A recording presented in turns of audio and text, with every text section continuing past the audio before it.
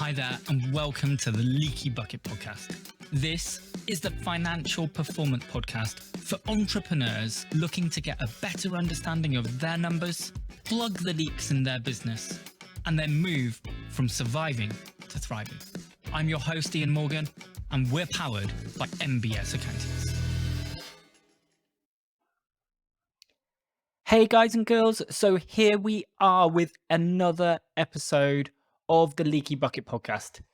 Today we are talking all about plugging the leaks.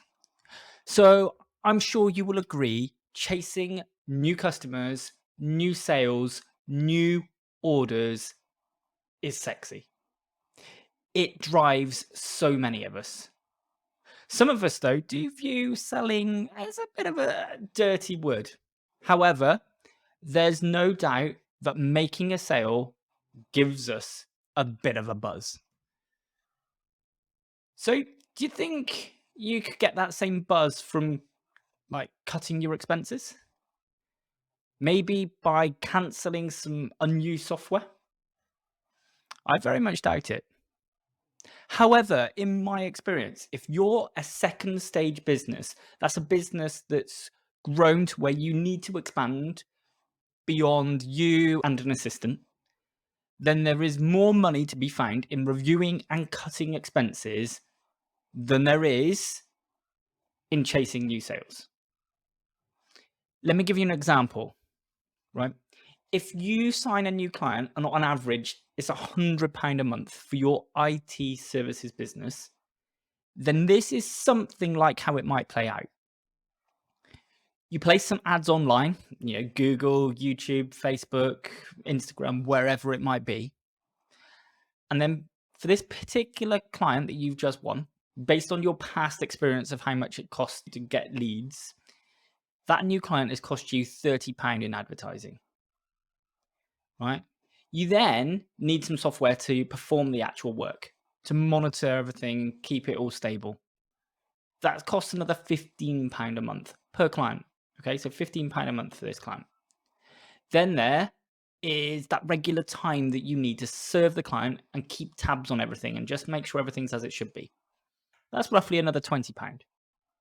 Then on top of this, in order to get that client to sign on the dotted line, you gave them a £10 a month discount for the first 6 months. So month one was actually £100 for the sale, £30 for the advertising, £15 for the software, £20 for staff costs, and then a £10 discount.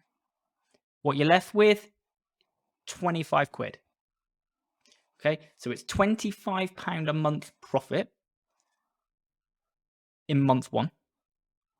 Then, because you don't have the advertising costs, you could cut advertising. Yeah, I know you're going to carry on because you want more clients, right? But you could cut the advertising, and certainly in relation to this cost, there isn't the advertising going on anymore. So now you're up to £55 a month for the next 5 months. Then it goes up another tenner because you no longer have the discount. But in order to get that far, you've got to make sure that you deliver on the promises that you gave that client. Otherwise, if not, they may leave. And if it's that bad, they may even demand a refund. So now, what if I told you that for most business owners, a simple exercise that takes no more than an hour could save you 10% of the total costs of your business? So let's say you're a business turning over 200,000 a year. A typical service business works like this. A third of everything goes on costs, a third of everything goes on staff, leaving a third for profit. So if a third of that 200,000 is running costs, then that is nearly 67,000 a year. That's the figure we can save 10% of. So £6,700 per year in potential savings. Now, I'm pretty confident if you follow these steps, you could save, if your business is like that, you could save that £6,700 a year, or just short of £560 a month. What's more, is once it's done, it's done. And it keeps paying you over and over again. And it's not like a client. You don't have to do any more work on it. You don't have to make sure you deliver on any promises. You literally make the decision, you cut the cost, done. Now that's the equivalent in this circumstance of having 22, yes, 22 new clients without having to do the work. Okay, 22 new clients. So this is step 2 in our leaky bucket program. Step 1's mindset, if you're interested, by the way.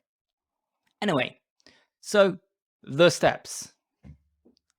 Number 1, all you got to do is go and download the last 3 full months bank statements, credit cards, all the business accounts that you've got within your business where money goes out, where you pay for costs. Okay? Step 2, you need 3 colored highlighters, right? Or you need to get this into Excel or something, right? And use 3 different colors. But let's just go old school, right? Pen, paper. You need 3 colored highlighters.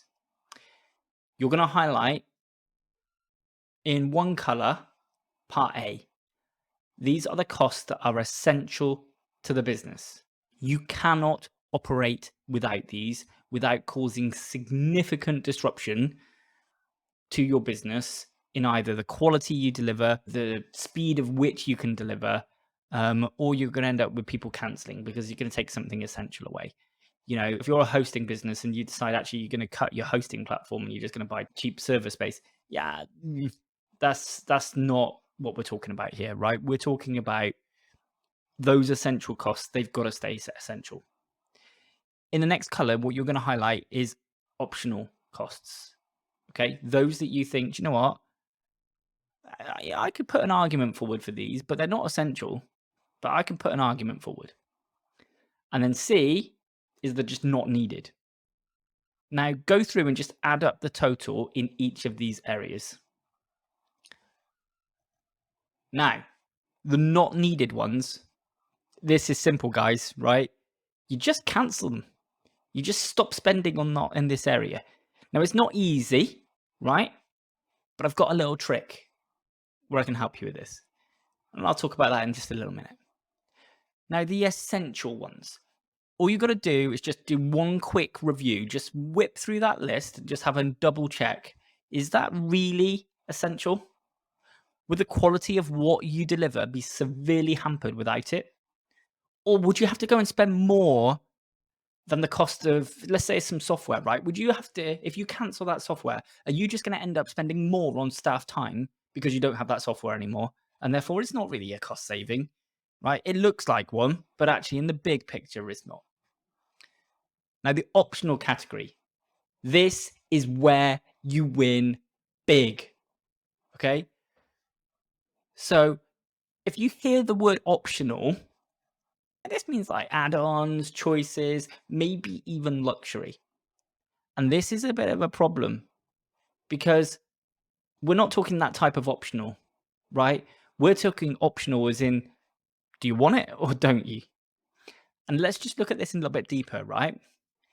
If sales less costs equals profit, and profit can either service debt, be reinvested, or pay you, then what if you've got no debt? You're not going to service debt you don't have. What if you don't need to reinvest in the business, right? What if everything's all just nice and hunky-dory and it's all good? Then actually, profit is how you damn well get paid. But if you're choosing to take and spend on optional costs, then you're lowering your profit. And actually, you're lowering how much you get paid. So would you rather spend £100 a month on a piece of software or pay yourself £100 more? Now, I know what I'd rather do. So let's just go to that optional list again, right?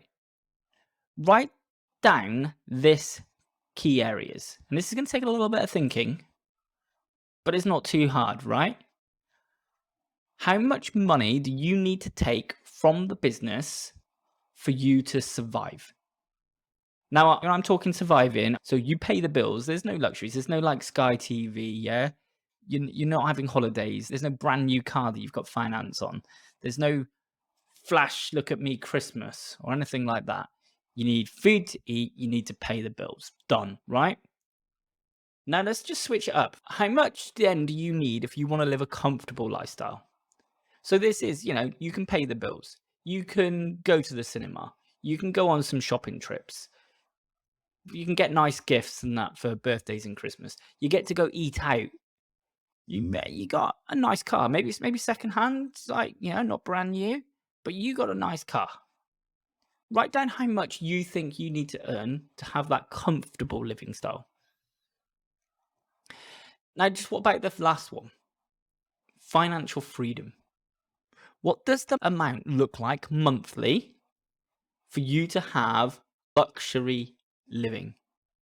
I mean, like, not lottery win type style. Actually, we're going to go and buy nice, good quality groceries.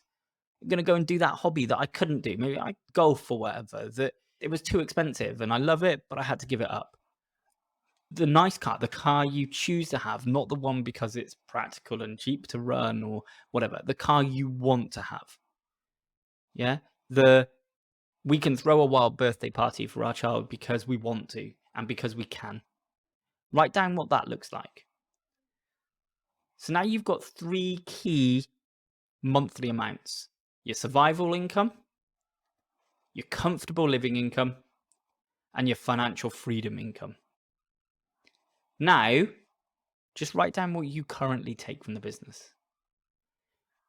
I put money on it that you aren't where you want to be. The chances are, whichever level it is you're trying to get to, the chances are you aren't there. But the great news here is that you're just about to make now what looked like some tough decisions just a few minutes ago.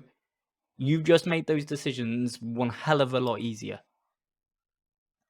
So go back to the options list. Just review that list and just go, actually, how much of this options list is options that I really want? How much can you eliminate that's going to get you closer to your next level of personal living? I've done this process myself and I've done it with so many clients. And it is mind-blowing how much money is simply being wasted. Look at the example above.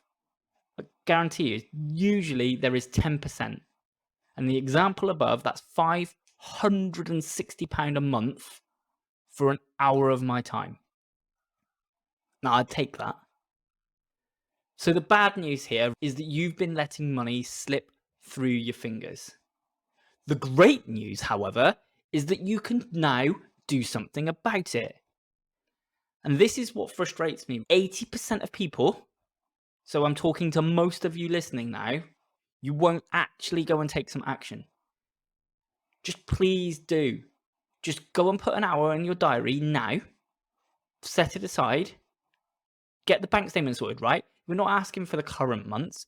If you're listening to this now, just go and get the last 3-4 months worth of bank statements for the business. Get them printed. Get them saved, whatever you need. Get everything ready. Order some highlighters. If you don't have highlighters, order them now. Just make everything as easy as possible. Put some time in your diary for 1 week from today. Just put some time in there. You just need an hour. But put 2 in just to make sure, in case you've got to travel. You don't want to have excuses. You'd rather find a spare hour now. Just stick 2 hours in and review the cost. Follow the steps that I've given you.